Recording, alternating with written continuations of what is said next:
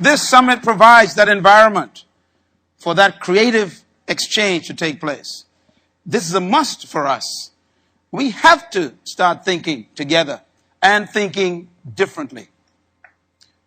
We are here at this summit to explore the attitudes, the skills, the competencies, and the spiritual wisdom needed in leadership to creatively respond to all the problems that we're facing, and also to manage and direct governments and communities and corporations. We need leadership to emerge from this conference that can even direct the church in a different manner. Businesses to be built on different values and moral convictions. We need leadership emerging from this place that will build new homes where there is strong family ties. Let's consider what we need as we move into this week. We need the spirit of innovative leadership. And I ask you, what is innovative leadership? I want to leave some thoughts with you that I have considered for the past 9 months. I have pondered this, and I want to give you some ideas to think about. First of all, there is a paradox of innovation. And here's the paradox. Number one, everything that God created is still here. Do you agree? In other words, nothing new comes to this planet. That's important to remember when you think of innovation. Number two, there is nothing new under the sun. Do you agree? As I pondered my presentation tonight, I thought about a thought. It's a simple thought. And that is, Moses could have flown a jet. Moses could have made a computer. Moses could have flown a helicopter. How do I know this? Because everything to build a jet and fly it was here in Moses' day. Nothing new. Why could not Moses fly a jet? Why could not Joshua build a computer? Not because the material was not present. Because there's nothing new under the sun. Therefore, my third statement must be written down. I advise you to write it down. It'll help you. And that is, everything man made is a combination of old things.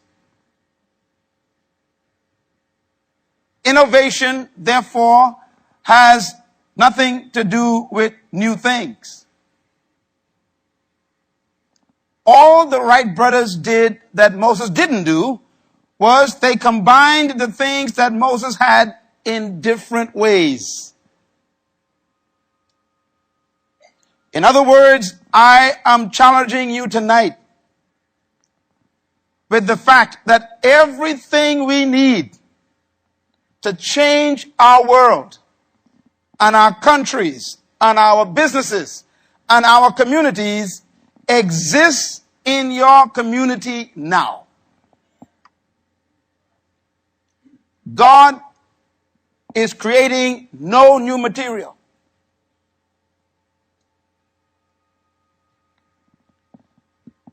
And therefore, my fourth point is that everything necessary to invent the next new thing is already present. When someone tells you they have a new pair of shoes, remind them it's from an old cow. The next time someone tells you they got a brand new suit, remember it's just an old sheep. Nothing new. Innovation is simply the combination of old things in new ways. Therefore, innovation is not found in things around you. They are found between your ears It's what you think about what you have that makes you innovative. We lack nothing except insight. Point number 5, leadership is the result of the ability to see beyond sight. Some people look at sheep, other people see a coat suit. Some people look at cow, other people see a pair of shoes. Therefore, the key to creativity is not in the things created, but rather in the use of those things by the one who is created in the Creator's image. Dogs have not improved the way they ate for the past 6,000 years. Cows have not found a new way to chew, nor to eat grass. But you and I have changed. We used to eat from banana leaves, and then we progressed to coconut pods, and now we eat from silver plates. We used to use our hands, and then we found some sticks, and now we use silver forks and spoons. We have been able to improve because we have something they don't have. We have our nature from our Creator. Point number 6, everything you need to accomplish your dream on earth is present when? Now. I want you to leave this conference not looking for anything extra. You have come to this place not to find more material, but to find better ways to look at old material. Because that's all innovation is. Steve Jobs, who built the computer, used old pieces of equipment in his garage to put a computer together. And we called it a new Apple computer, but it was old pieces. Because the computer does not exist in the world, it existed in his mind. The solution to our crime problems and our poverty problems and our corruption problems in high places, the solution to our broken homes and our irresponsible children, the solution to AIDS and gang warfare, the solution to even rebuilding our communities after devastation are right between our ears, but we need some external help. And I don't mean from help from other people, because we ain't that smart. I believe that innovation is a matter of sight. Let me put it this way. Eyes that look are common, but eyes that see are rare. Some look at a sheep, others see shoes and clothing. Some look at wheat, but others see a bakery. Every problem in the world is a business.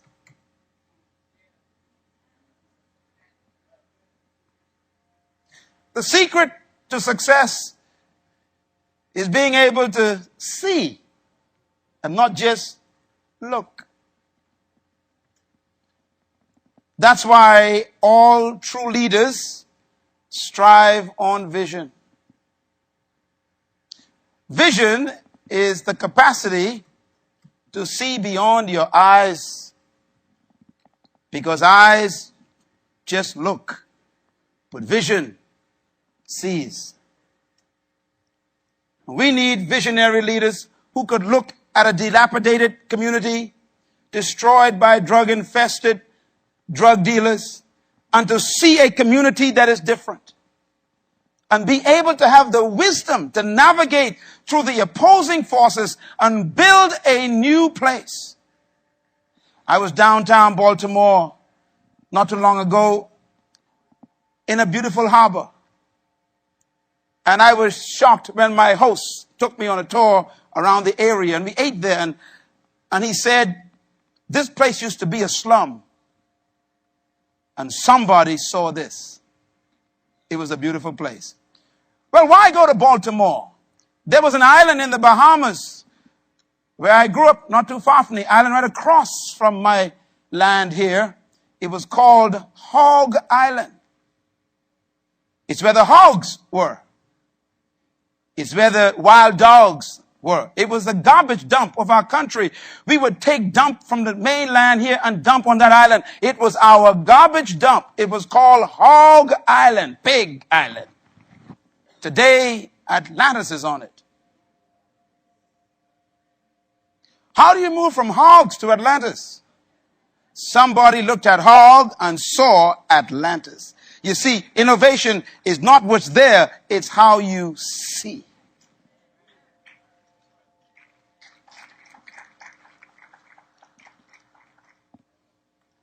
Can I suggest to you that sight is just a function of the eyes, but vision is a function of the heart? And this is why without vision, there is no leadership. I recommend that we read a statement that changed my life from the wisest man that ever lived. King Solomon, about 3,000 years ago, wrote this statement in his book of wisdom. He says, the poor man and the rich man have one thing in common. The Lord gave both of them sight to the eyes. In other words, God made people, some become rich, some become poor, depending on how they use their eyes. There is no such thing as a problem to God. All there is in the world is opportunity to use your eyes. Innovation demands that you see differently, and you see in different combinations. I suggest also that innovation has to be understood. Here are a couple of thoughts about it. Number one, innovation is the capacity to create new approaches and concepts to deal with old and new challenges. Innovation is the ability to perceive or to see possibilities in the contribution or the combinations of the old and new. In other words, if you keep looking for new things, you'll miss innovation. Start looking at old things in a new way. The Bahamas has more sand than most countries, but we make no glass. We have more ocean than most countries, but we don't have a striving fisheries industry. If the oil prices keep rising, we're going to go fishing.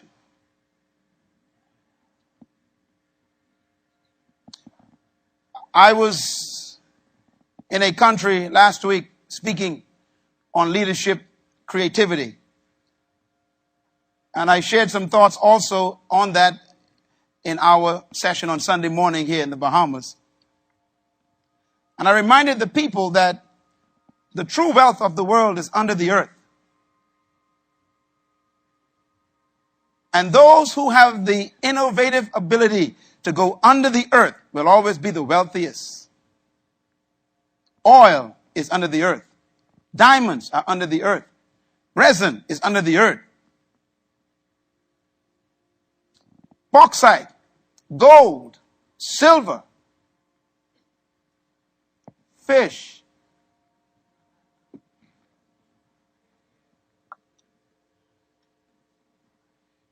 Innovation is also the creation, the development, and the application of untested ways to solve old and new problems. And I want to stress this to you, my friends, in this summit, that we want to deal with untested ways. An innovative leader will always try things that were never tried before. Untested ways create innovative thinking. Innovative leadership is the capacity to think beyond the known,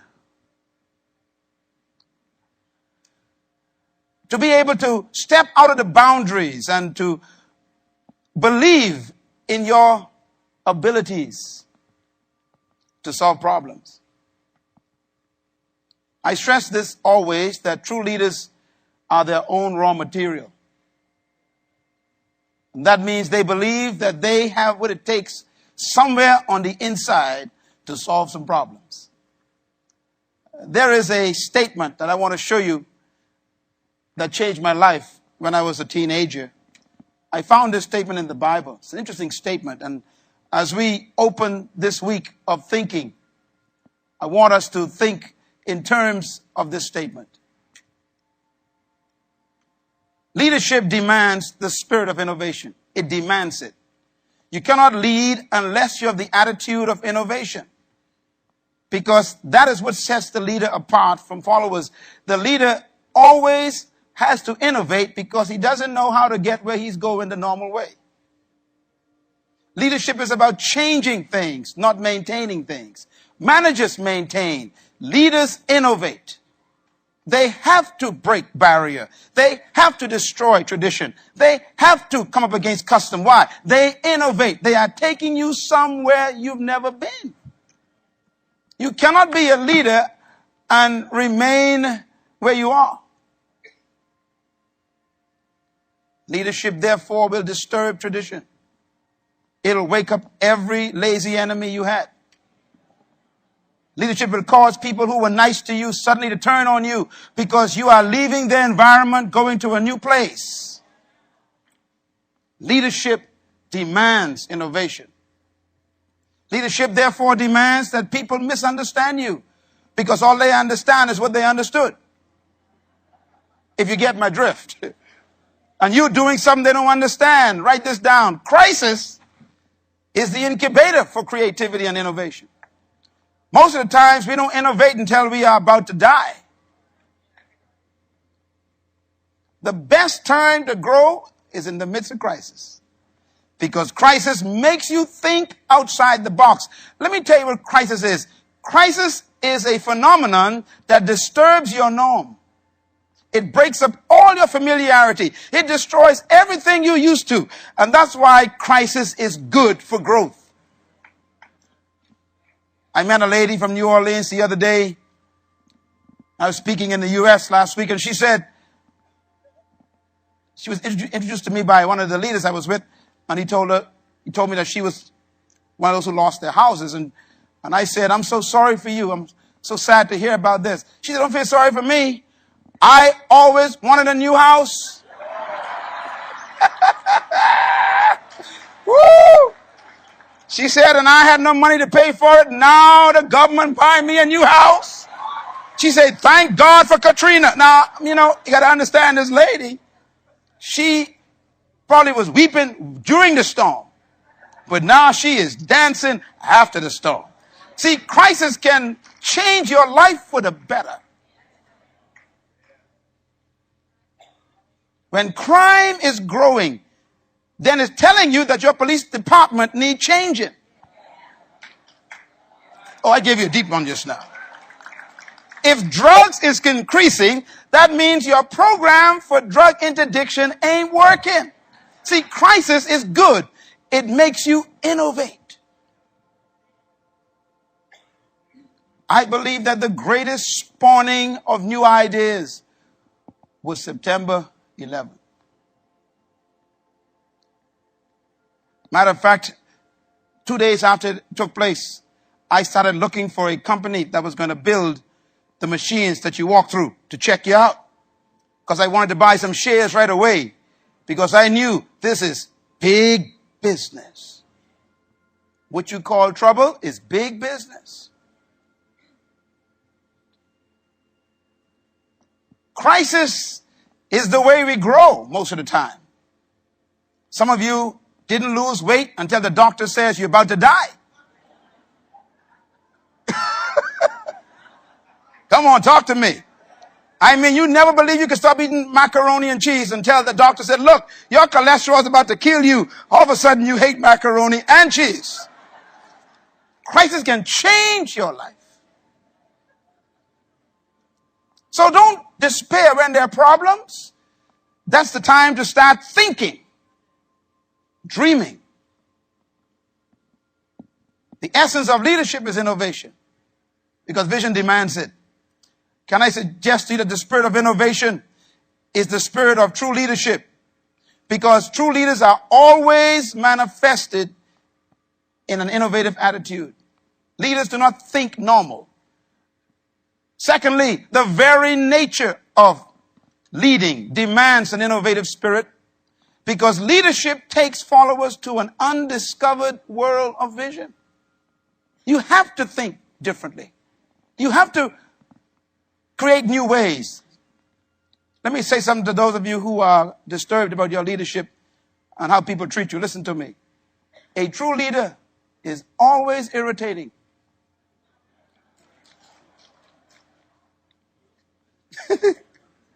Because a true leader will always do things you don't understand. And most of the time, they don't either. Clap. That's a good place to clap. They don't know what they do. They know where they want to go, but they're not quite sure how to get there. So they start moving. And sometimes the followers want to know, what are we doing? And the leader said, just trust me. What they mean by that is, I don't know. This is new for me too. Leadership demands that you go to a place you've never been. And therefore, you need to find new ways to get there. Innovation is the creative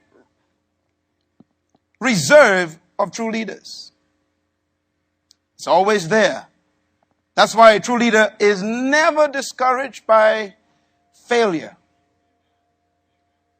Because a true leader sees failure as an opportunity to do it another way. I don't believe in failure. I believe in rearrangements, reorganizing yourself, restructuring your path. What is the mindset of leaders and how it relates to innovation? When we go to space, you know, it's amazing what they do. I watch those documentaries on space because I like to think with those thinkers. They think so differently. When the space shuttle exploded, NASA didn't shut down. Did you notice that? Hello. They didn't say, forget this, it ain't working, lock up shop, sell the property, and go back to Washington. They didn't. Matter of fact, they still sending people. Why? Because every mistake is a classroom. It sends you back to the drawing board. It makes you think again in ways you never thought before. The reason why we fail is because we didn't cover all the bases first. And so it sends us back to rethink our thinking. It causes innovation.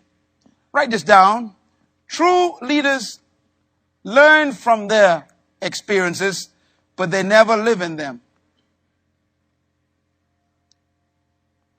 My father's here tonight. Hi, Dad. It's my dad over there. Hi, Dad. My father and mother, that's my papa, yeah. Hi, Dad. My father and mother taught us something years ago. I don't believe it anymore, Dad. But they taught us as kids. They said, experience is the best teacher. It sounds good, but it may not be true. Because experience could be the greatest prison.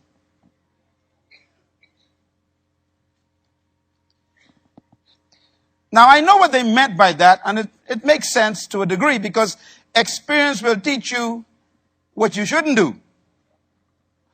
But you see, if you live in your experiences, you'll never move to your possibilities. That's why when you talk to a true leader and you start bringing up the past, he leaves your presence. I'm going to say this again. This is very important. When you're talking to a true leader and you start telling him what you did 10 years ago and how it worked 20 years ago, he's gone. Why? He's afraid of the past. It's a trap. Leaders don't live in history. They make history.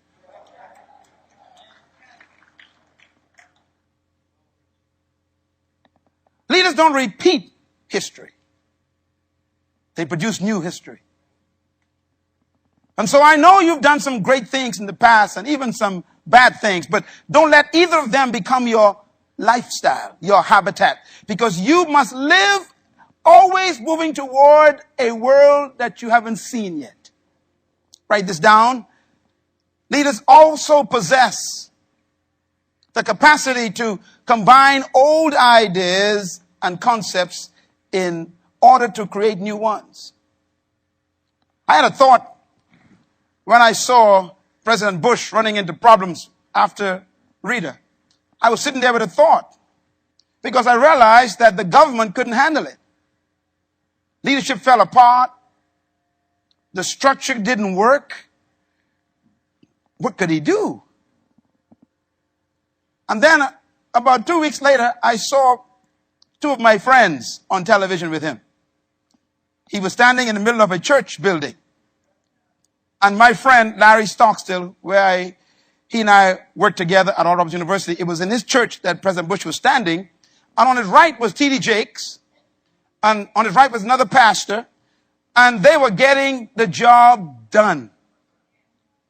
And I realized maybe we should stop playing with the idea of church and state and just go all the way and make it a form of government. I'm going to say it again because you didn't get it. In other words, every time the government gets in trouble, they ask the church to help them get the stuff to the people. Well, stop playing with it and just make it a new idea that we'll now govern the country by an integration of church and state. Listen to me. Build a cabinet that combines church leaders and politicians. Build a House of Assembly with one side, church leaders and and then discuss the problems together and don't wait till Katrina comes. Clap.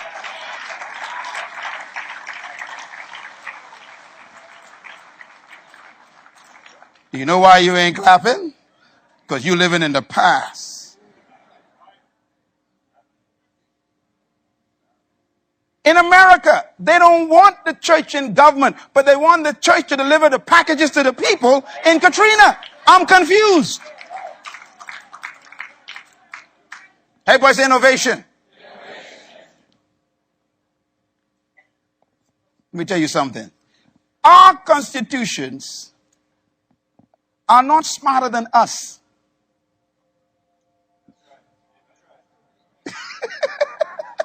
We produce them so we could adjust them, change them, or even dump them if they're no longer serving our present needs. I'm not talking about truth. I'm talking about them man-made principles that we came up with to run countries. It's innovative thinking. And we must think that way in this conference. We're not here just to have a little gathering. We are here to get some fresh revelation ideas to take back to our companies and our businesses, our churches, our cities, our communities. I want you to go and meet with your mayor and say, Mayor, I've been to the Bahamas and I got some ideas to solve the crime problem, to solve the drug problem, to solve the promiscuity problem in our young people. Go back with dreams that work. And they do work because here, God does live in the Bahamas. We got to dream beyond our past. Write this down, please. Leaders never believe that there is only one way to accomplish any task. They never believe it.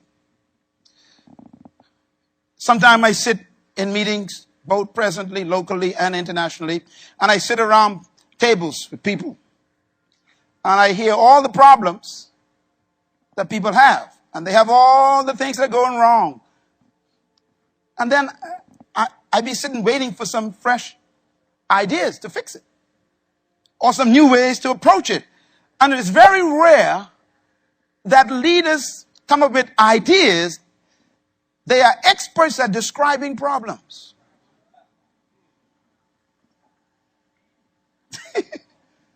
And you know what's amazing? When you report a problem to a leader, 90% of the time, he already knew it. What he was waiting for you to come with was some recommendations, some ideas, some solutions, because leaders want to feed on your creativity, not on your pessimistic attitude.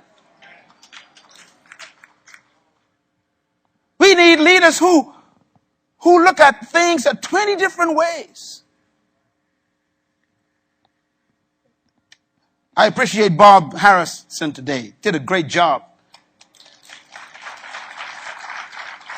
That session was awesome this morning. Our Commissioner of Police was with us this morning. He's registered for this seminar. A lot of his top brass are part of this seminar. And he sat here this morning taking notes. That's a smart Commissioner of Police.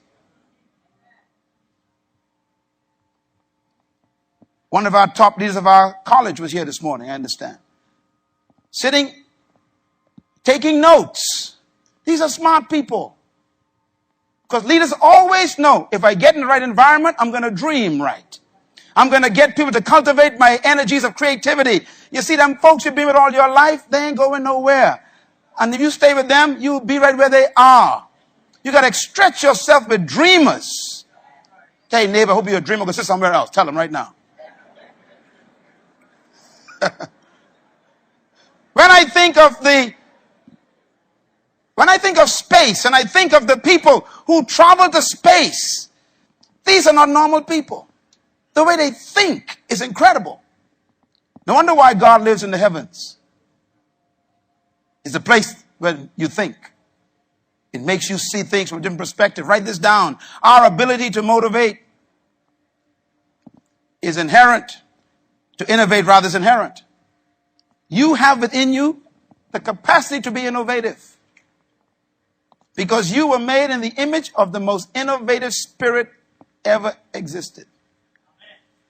And that word image means nature. That means spiritual relationship with the Creator gives us access to resources beyond the natural. There are some things that I have discovered to solve problems that I couldn't think about without interrelationship with the supernatural. Innovation requires that you reconnect with your source. And if you live only to trust your brains, it's called humanism. And humanism is man making himself God, and man ain't that smart. When I think of humanists, I think of people who have an inferiority complex. And they try to impress themselves with their own selves. We're not that smart to run the world. We're not doing a good job at it, are we? Creator's innovative spirit. I made a list of how God thinks innovatively. You want to write this down. Number one, God created everything with diversity. He's so innovative that there are no two plugs in the orange the same, no two leaves on a tree the same. Your two eyes are different. Did you know that? Your two ears are different. He didn't allow any one of us to have the same fingerprint. He is so diverse, so innovative, that nothing in the world is a duplicate. The wings on a bumblebee, they say, the two wings are different. He is so creative. Number two, he never repeated anything he created. He's too innovative. Number three, he never did the same miracle twice. He's too innovative. Number four, he always solved problems in unexpected and untraditional ways. And he wants you, he says, imitate me like dear children. You be just like me. Now, I know it worked last year, but do something different this year. I will never forget when I caught a glimpse of God's innovative spirit. It came upon that man named Samson. Samson was in the desert one time, and 1,000 Philistine soldiers came against him, and he had no weapon. And here he was caught out in the open in the desert. 1,000 soldiers coming to kill him. Samson looked around. Watch this now. Innovation. He realized, well, let's see. All I have and all I see is a jawbone of a donkey in the sand. Everybody say, all I see. Say, all I have. Let me tell you something. Your problems can be solved by something right in your environment. He leaned over, picked up that jawbone, and he got a good grip on it. And then he said to himself, let's go get him. Talking to him in the jawbone. And the story says they came against him and he fought them with that one jawbone, and that white bleached jawbone became soaked red with blood. He was swinging from left and right. And by the time he was finished, it says every single Philistine was dead. And only Samson alone stood in that hot desert sun with sweat and blood dripping down his chest, mingled with power. And he felt the wet jawbone in his hand. And then one of the most important verses I've ever read in the Bible comes next. It simply says, then Samson threw away the jawbone. Now, definitely he's not a Bahamian. I know that.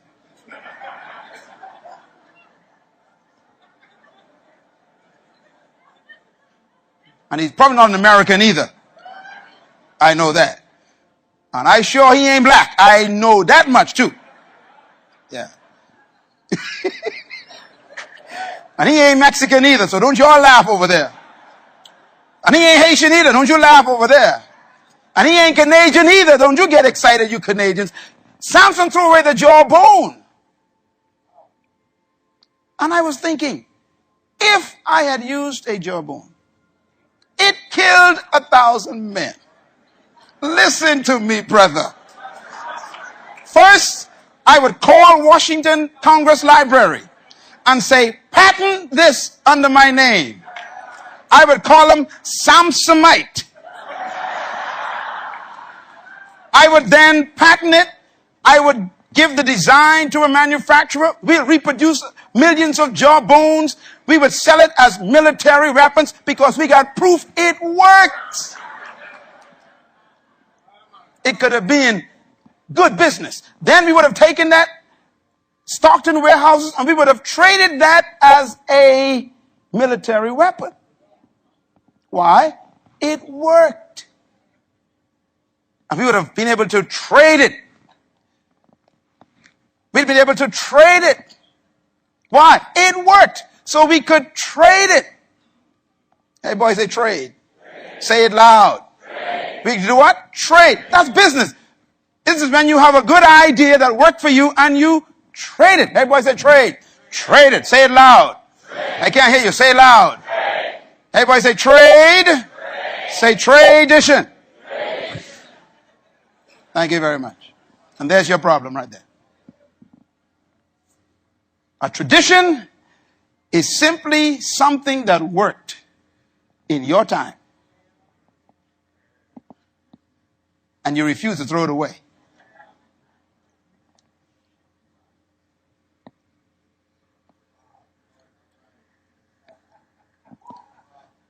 And that's why most of our traditions ain't doing nothing for us, because ain't no Philistines around no more, and the anointing left the bone. Come on, clap your hands and throw it away. Just throw it away. There are some things that you are holding on to that your great-grandmama used to do, or the former pastor used to do, or the last CEO used to do, or the last prime minister used to do. It doesn't work anymore. Innovation demands the internal fortitude to throw away something that worked. And that takes a lot of strength because it worked. I challenge you, therefore, to be the kind of leaders we want. Leaders challenge humanity to think beyond their current experiences. Leaders, just like God, God never believed anything was impossible. And he said, be like me. God, he never dealt with humanity according to their norms and their expectations. He always violated their expectations because he was innovative. I think there's no one more innovative than Jesus Christ. Do you agree? Well, you may not think so, but I'm telling you, he's one of the greatest examples of innovation I have ever seen. As a matter of fact, he never repeated any single method of anything he ever did. He was too innovative. I give you this much.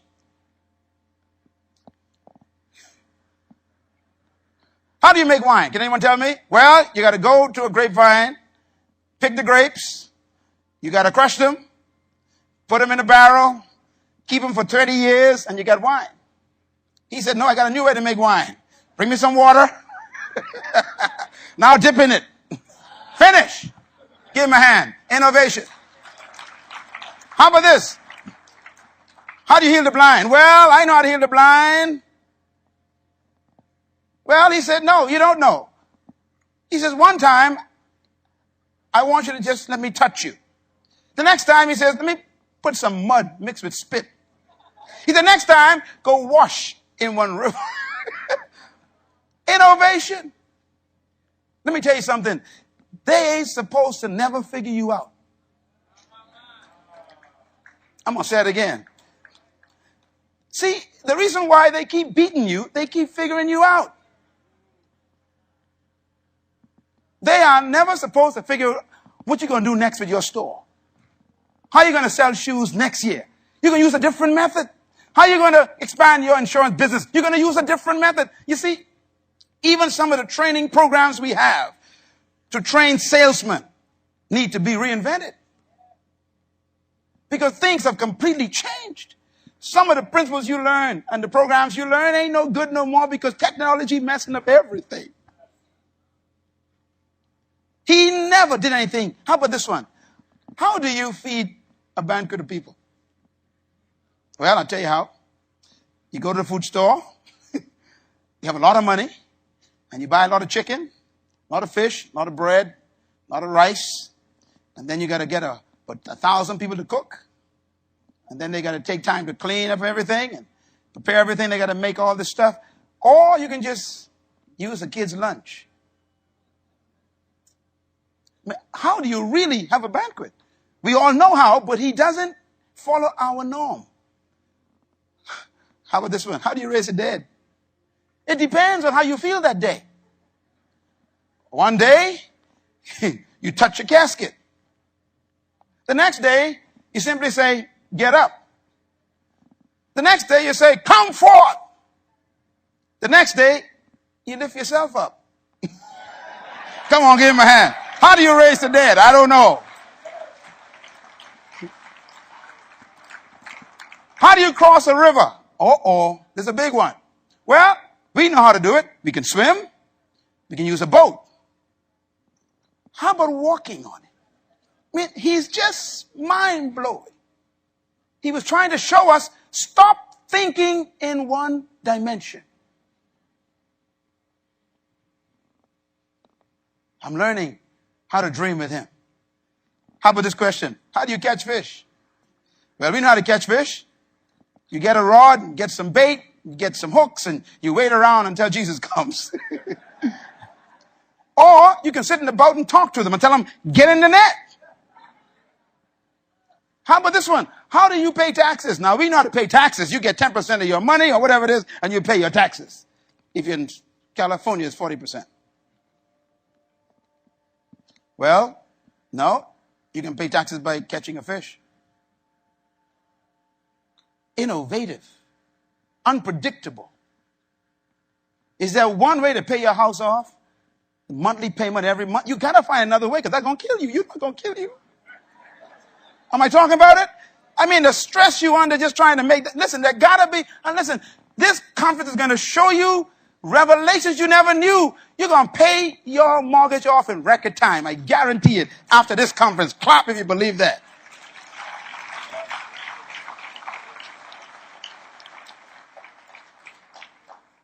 There are ways that you never dreamt of.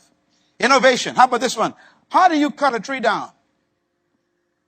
Well, you can sweat with an axe and chop it, or you can just say, die.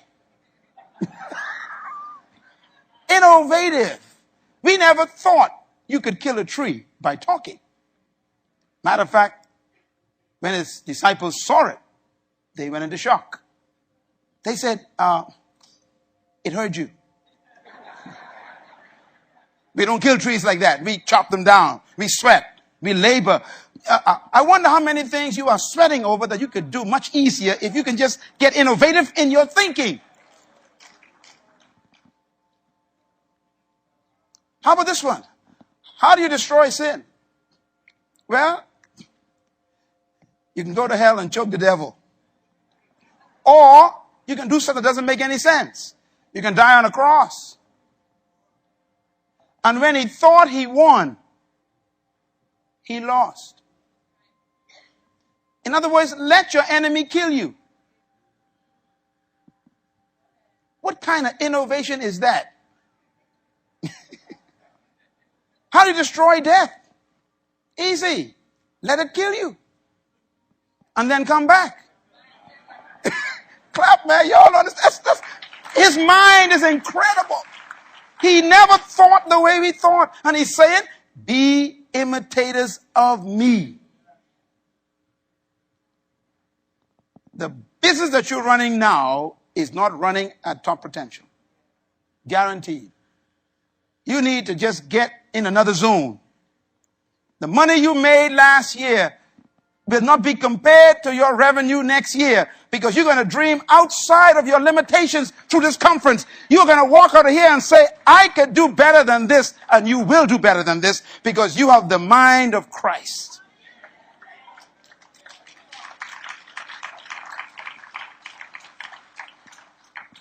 Let me leave you with some interesting concepts to think about. His leadership style shows us that true leadership demands that we always consider new ways to solve old problems. He never dealt with old problems in old ways. I am convinced that to become this leader that we want you to become in your lifetime before you die is going to demand that you ignite the dormant power of creativity within you. As a matter of fact, do not be afraid to rise above mediocrity. I challenge you in this conference to harness creativity and explore the uncharted world of your imagination, your dreams. I challenge you to go beyond the earth and explore things that only God has in his mind. Because I believe you must think beyond the box. Do not be afraid to rise above mediocrity.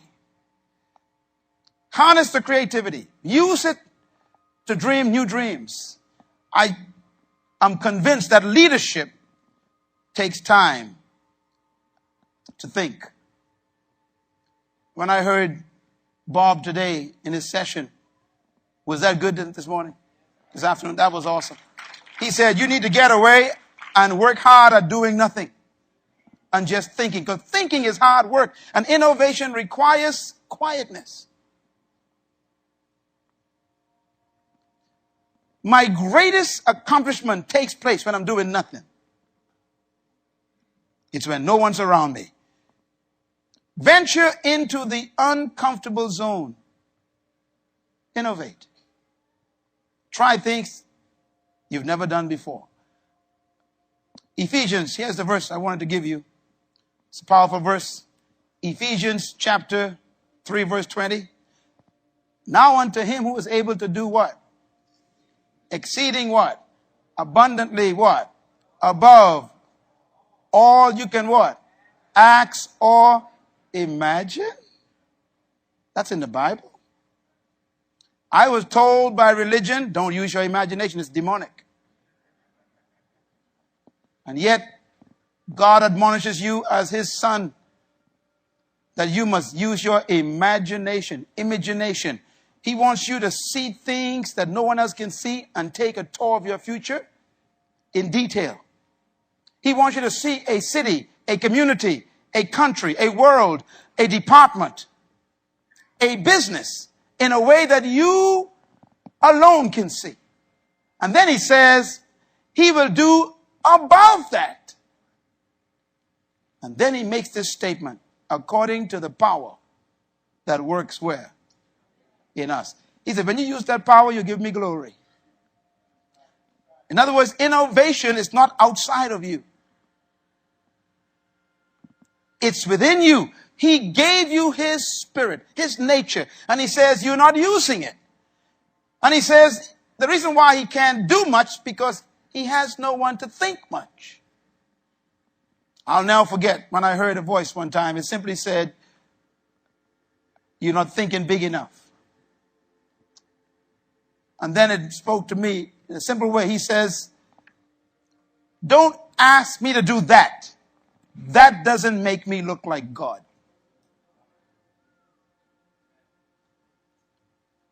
Dream about something that makes me look like God. Innovation.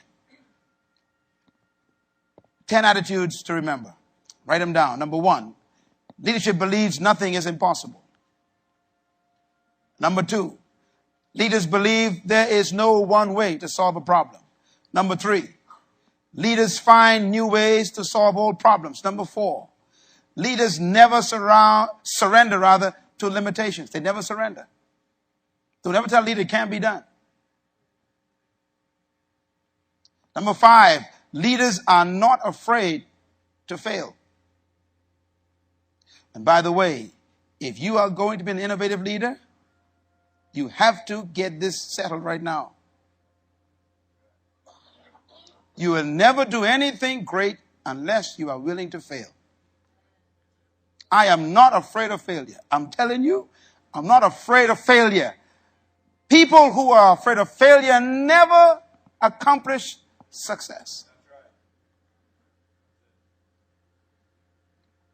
Number 6, very important, leaders are willing to try anything once.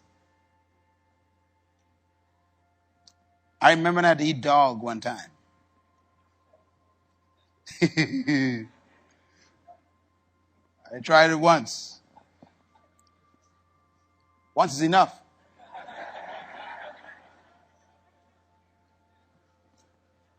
I ate a raw goat's eye because I was a special guest at a meal. I had to eat it among some Bedouin Arabs. That was it. I never went to visit them again. Try everything. When? How? Once. Once. Don't be afraid. People who don't venture never have an adventure. There are boring people in the world. You're sitting behind one. Always eating cheeseburger. I mean, in the Bahamas. Cheeseburger? In the Bahamas? People go to Europe and order French fries and hamburgers. I don't understand this.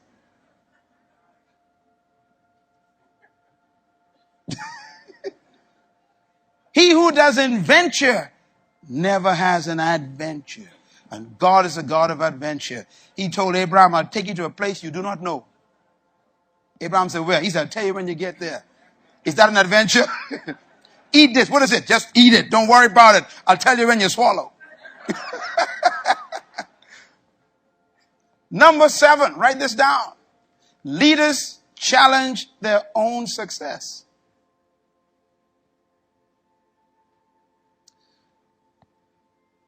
Let me say something about true leaders. They get bored very quickly. That's why they can't settle in tradition too well.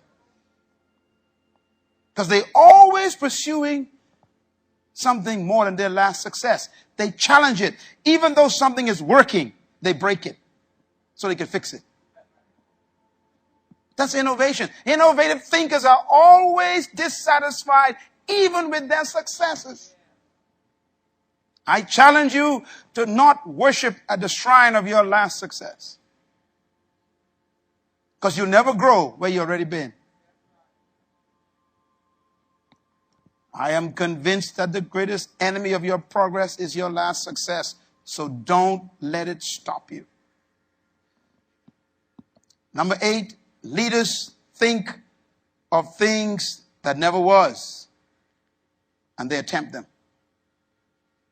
Number 9, leaders challenge convention and tradition. Why are we doing this? Oh, really? But why don't we change it? Oh, so why not get rid of them then? You missed that, okay. Why are we doing this? Oh, well then why don't we change it? Oh, then get rid of them. Let me say it one more time. Why are we doing this? Why don't we change it? Then get rid of them.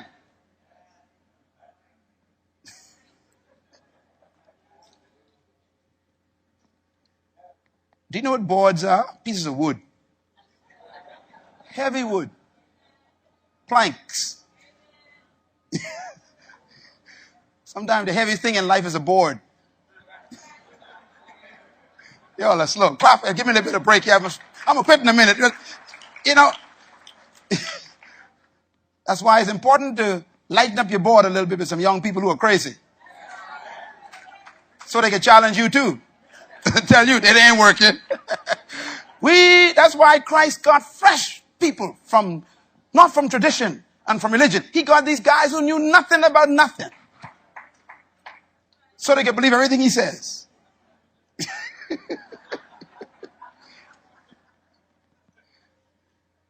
Some of the greatest enemies of innovative thinkers are people around them who won't allow them to think.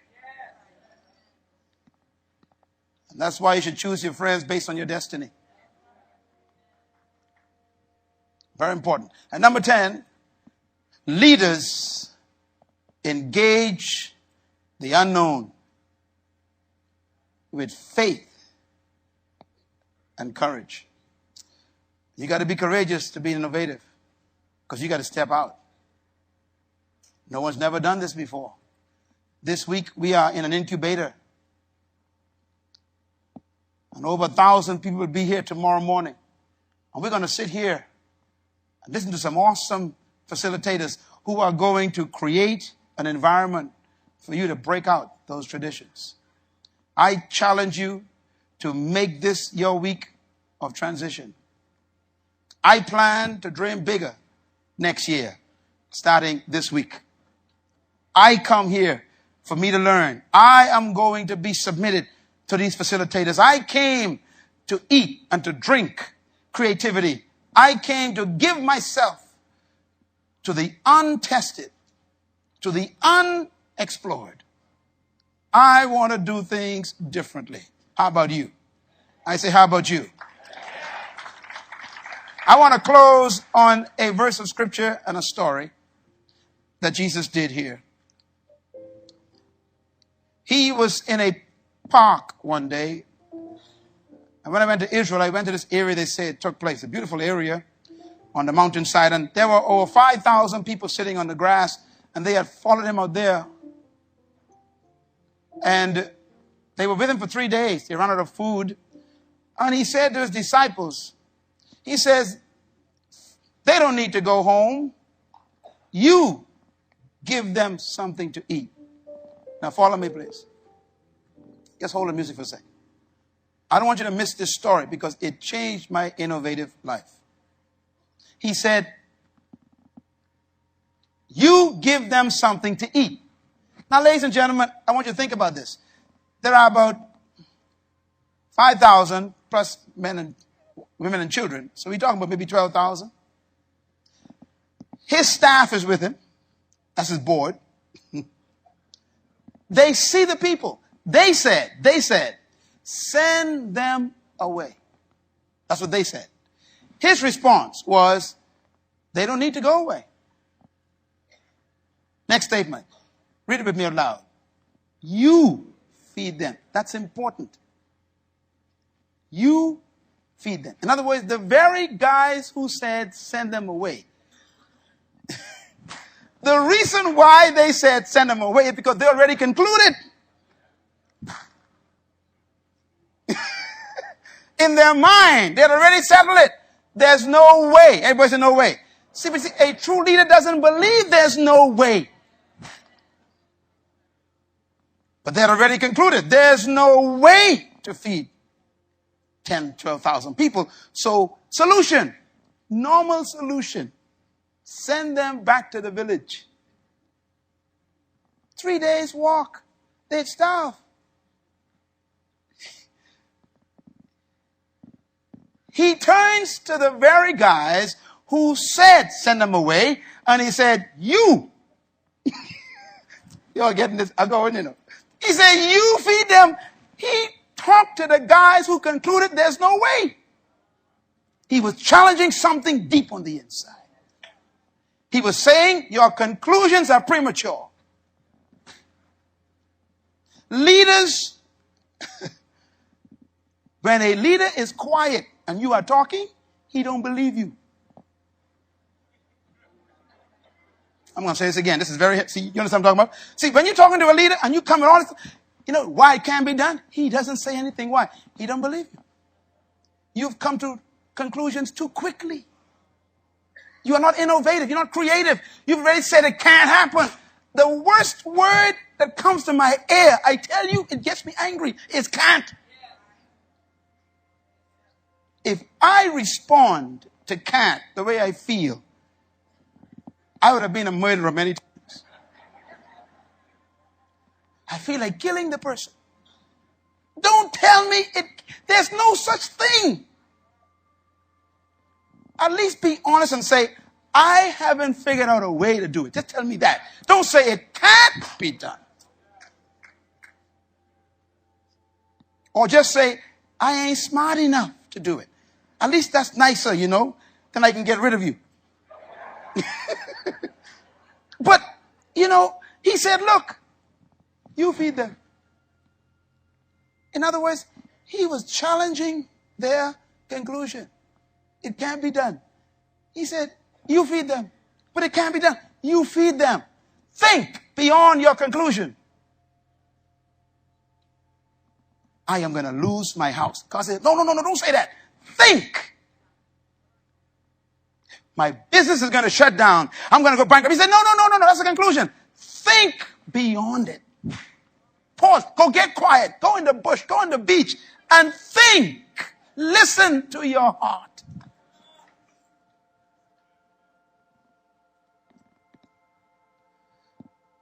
I can't afford this property. Think. We can never fix the declining economic condition. Think. I hope our government is thinking, Mr. Pete. Because when Castro died, heaven help you and me. No, you, not me. I straight. Because when that movement started flying over us, you better be creative. Think. Everybody say think. He said, you feed them. Look at their response. We have only.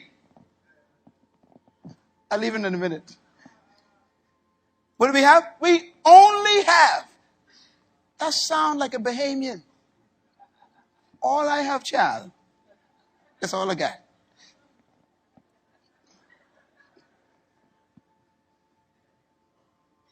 Leaders never believe that.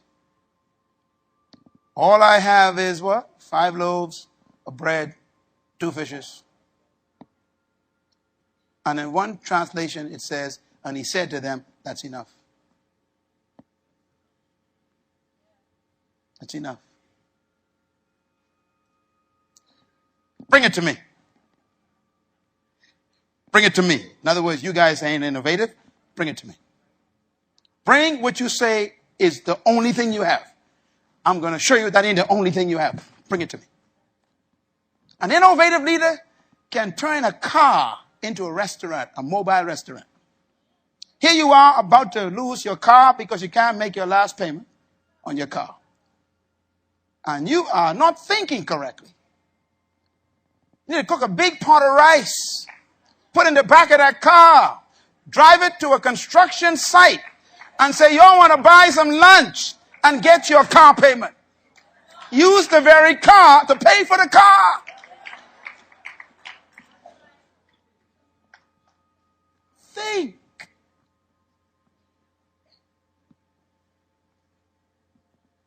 Bring it to me. The next statement.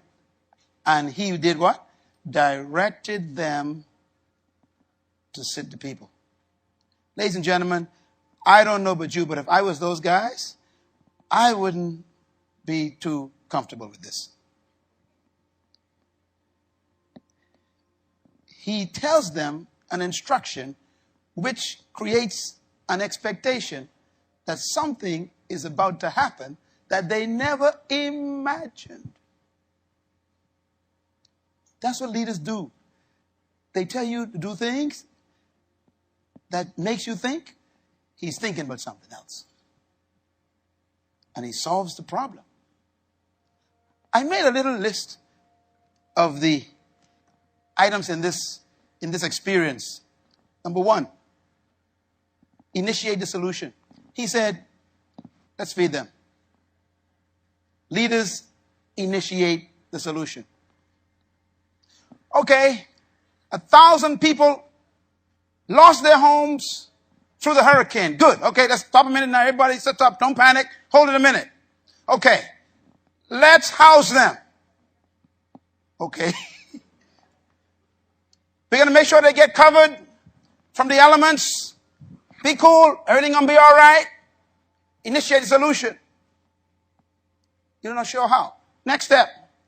Place demand on the potential of people. He said, you feed them. He is drawing on something they don't know they have. The people around you with the problem got the solution. But we need leaders that will make demands on the hidden potential in the people around them who seem to have the problem. It takes innovative thinking. And number three, test the creativity of your team. Listen to me. If you got a problem, call the group together and say, okay, come back in 3 days with an answer.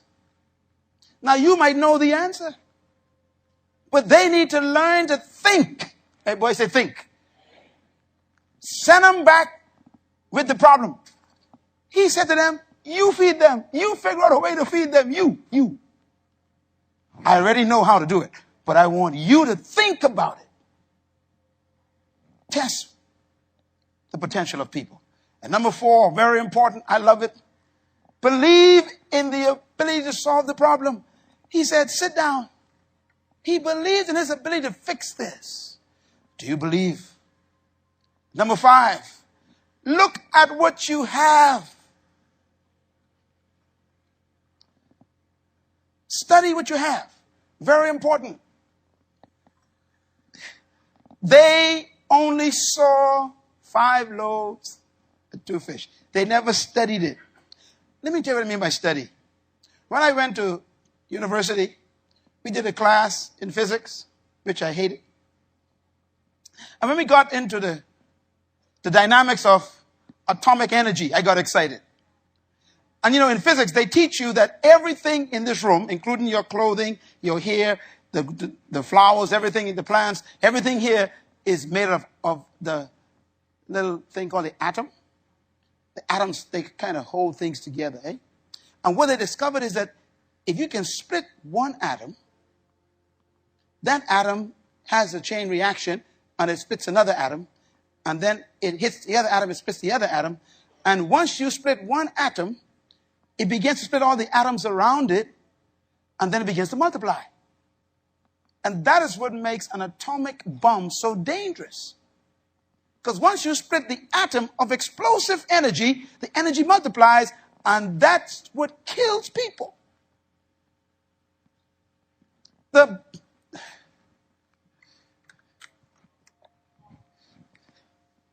so they had some bread. All they saw was bread. He saw atoms. I'm close. I want you to, he's thinking. He said, look, what do you have? They says, all we have. Oh, that's not true. Let me put it this way. You never have all you have. All you have is all you see.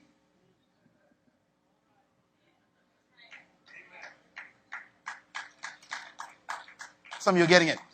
You always have more than you have. What you normally tell people is what you see. So what you have is not what you see. They saw a roll, a bread. He saw that they had atoms. He's the first man in history to split an atom.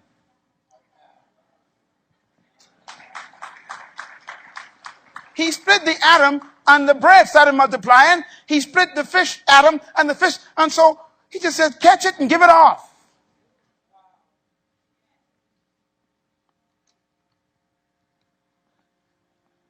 See the potential of your resources. Stop looking at your resources and see the potential of it. Hog Island, we looked at it for years. It took a foreigner to see what was in it. And it breaks my heart because now we got to work for him. And it used to be our Hog Island. But now we are slaves of the owner of the Hog Island. And we got to live and do what he says because we couldn't see the resources that was in our own resource.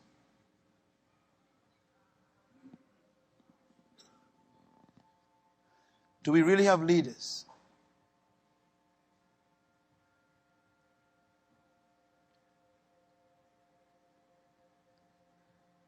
If I was prime minister, oh, what a country this would be.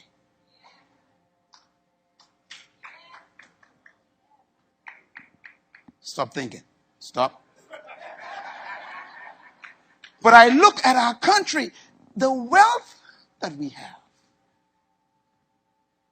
Just need someone to see. Last two. See beyond the norm. They saw normal things. Fish and bread. He saw a banquet. And number 9. Understand the true nature of your resources. Innovation is looking at a sheep and seeing a coat. Looking at a cow and seeing a shoe.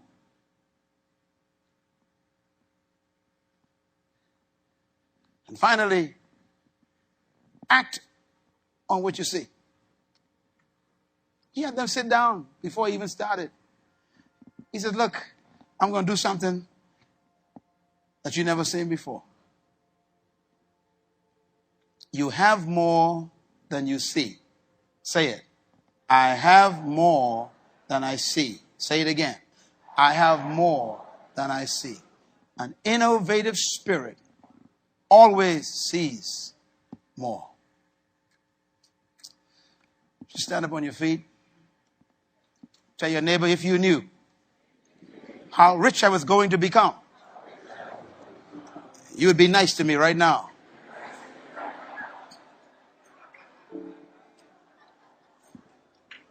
Look this way, please.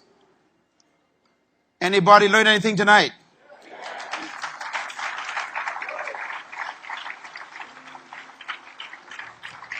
I would like for you to do something very special. And that is to hold hands with your neighbor on your right and left.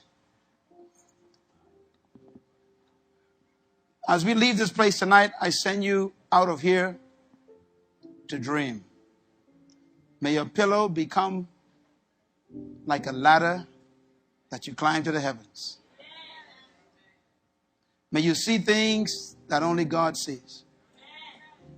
May your old problems look new.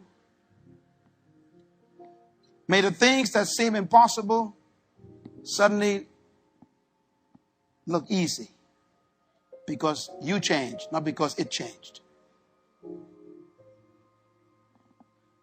I'm not finished this teaching. Someday I'll finish it. But suffice it to say that innovation is the only way we're going to make it in life. How do you cross a body of water? You use a piece of wood and it opens.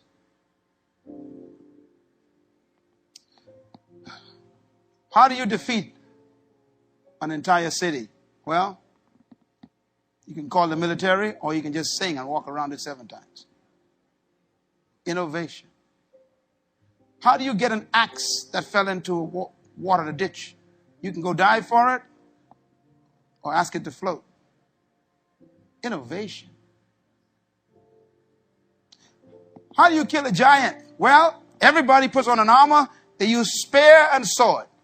Or you could take off all the armor and use just a piece of leather and some string. Innovation.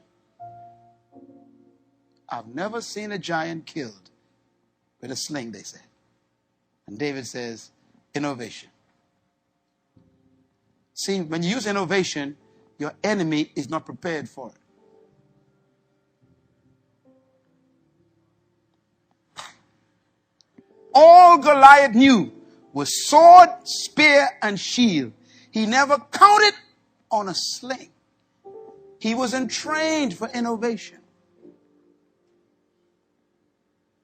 May you leave here and blow your enemy's mind.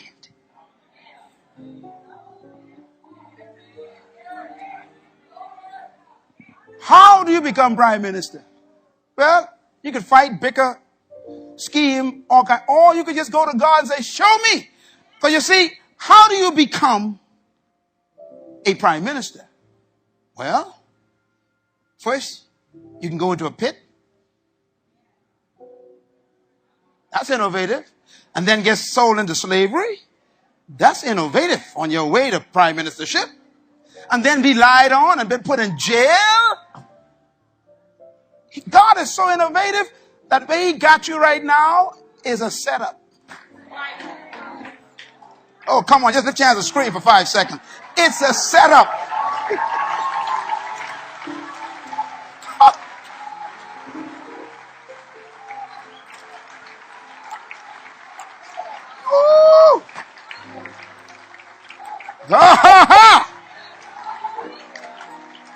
And he's telling you, don't rush it. Stay right there. Don't leave the pit. Why? I got a caravan on the way to Egypt coming to pick you up. Don't leave. Innovation.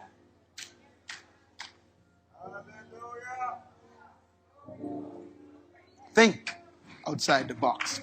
It's when you go back, it ain't church as normal. It ain't business as normal. It ain't government as normal. You got to stop thinking tradition. Because the spirit of innovation is here this week. Let's hold hands together. Repeat after me. Heavenly Father, thank you for what I feel right now. I want to cultivate this feeling. Nothing is impossible for me.